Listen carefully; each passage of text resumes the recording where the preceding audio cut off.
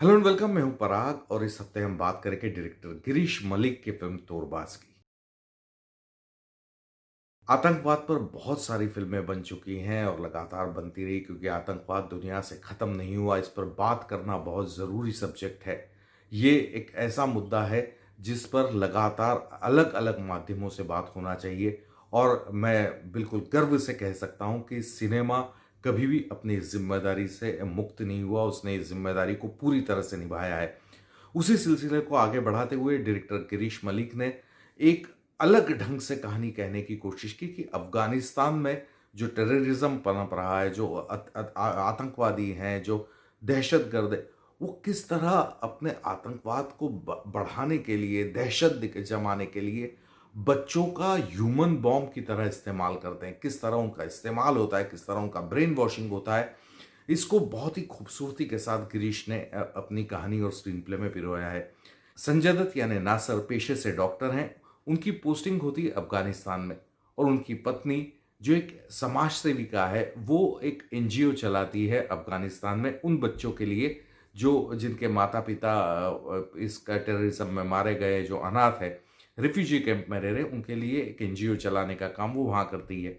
और दुर्भाग्य से नासर अपना परिवार आतंकवादी बॉम्ब ब्लास्ट में खो देता है। उसका बच्चा और उसकी पत्नी उस दहशतवाद का शिकार हो जाते हैं और वो टूटा थका हारा वापस आ जाता है। नरगिस फाकरी जो उनकी पत्नी की दोस्त है और उनके पत्नी का सहयोग करती है वहां पर एनजीओ चलाने में, वो लगातार नासर को बुलाती है अफगानिस्तान वापस, क्योंकि उनकी पत्नी का जो सपना था वहां पर एनजीओ बनाने का, रिफ्यूजी कैंप में उन बच्चों को आगे बढ़ाने का जिनके माता पिता दहशत के शिकार हो चुके हैं। लेकिन नासर अनमने मन से हमेशा मना कर देते, लेकिन आखिर में थक हार के वो वापस जाते और वहां पर जो हालात देखते हैं उनको लगता है कि इन बच्चों की मदद की जानी चाहिए। और वो वहाँ पर रेफ्यूजी कैंप में बच्चों को न सिर्फ आगे बढ़ाते हैं, उनको क्रिकेट की ट्रेनिंग देते हैं। उसके लिए अपने दोस्त का और अलग अलग लोगों का इस्तेमाल करते हैं। यहाँ तक कि अफगानिस्तान क्रिकेट टीम के जो कोच हैं उनके वहाँ भी जाते हैं और उनसे रिक्वेस्ट करते हैं, लेकिन कोच सीधे से मना कर देते। वो क्यों कर देते वो समझ में आता है, लेकिन अंततः इन अफगानिस्तान की जूनियर टीम और इस रिफ्यूजी टीम का मुकाबला होता है। कौन जीतता है, कौन हारता है और उसका मकसद क्या है, इतना खूबसूरती से गिरीश ने ये कहा है। इसको सही में देखने लायक फिल्म है।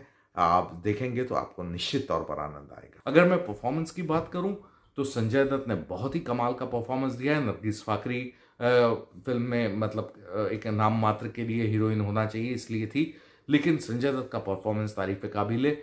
लेकिन निर्माताओं ने बच्चों का जिक्र विकिपीडिया या दूसरे इसमें नहीं किया, लेकिन जितने बच्चे हैं उन्होंने कमाल का परफॉर्मेंस दिया है। खासकर जो बाज का कैरेक्टर निभाया है जिस लड़के ने, उसने बहुत उम्दा परफॉर्मेंस दिया है। सभी लड़कों ने बहुत अच्छा परफॉर्म किया है। तो कुल मिलाकर ये एक ऐसा सब्जेक्ट है जिस पर बात करना जरूरी थी और गिरीश ने पूरी जिम्मेदारी के साथ उस सब्जेक्ट पर बात की है, आतंकवाद पर बात की है।